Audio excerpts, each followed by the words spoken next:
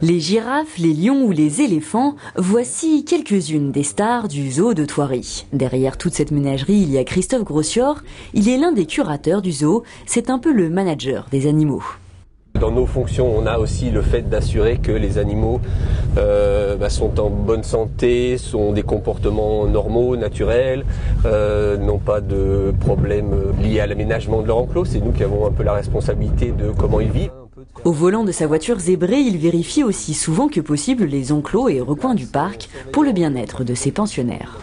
Il n'y a pas de journée type parce que vous arrivez le matin, vous avez prévu de faire telle tâche et puis il y a un soigneur qui a découvert un truc, une naissance, un décès, la journée part sur autre chose. Il n'y a pas de formation évidemment pour ça. Évidemment, si on a fait une formation en biologie, c'est quand même mieux. Dans d'autres parcs, certains sont vétérinaires. Voilà, il y a un peu tous les parcours, tous les profils pour arriver à cette fonction-là. Arrivé à Thoiry comme soigneur, il a peu à peu évolué vers le poste de curateur. Maladie, décès ou naissance, il gère spécifiquement et parfois au cas par cas la population des animaux du parc. C'est vrai qu'on essaye de faire en sorte que les naissances se passent bien pour les petits et pour les mères et se passent au bon moment. Alors pour certaines antilopes, c'est vrai qu'on peut arriver à gérer le moment de la naissance et à faire en sorte que le moment coïncide avec la bonne saison où il y a beaucoup de nourriture, où les femelles sont en forme, où tout se passe bien, la météo est clémente. Et on sait que les petits seront costauds aussi pour l'hiver prochain. Si on a un hiver un peu dur, s'il fait froid, les petits pourront aller dehors.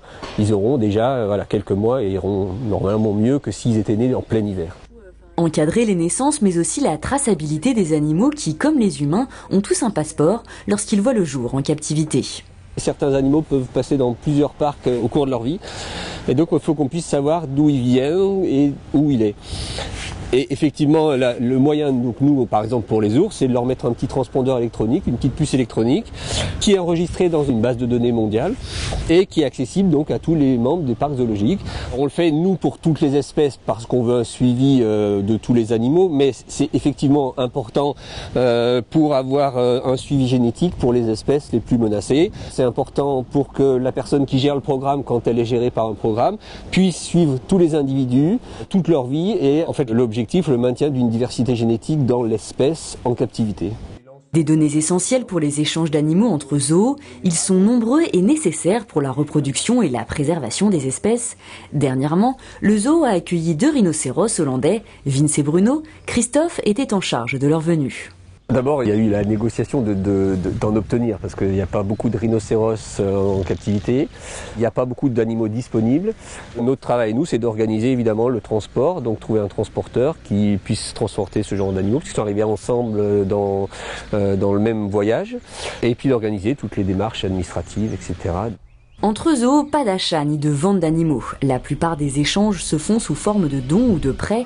Le parc qui accueille l'animal prend en charge le transport. C'est une des grandes responsabilités de Christophe qui demande beaucoup de travail administratif.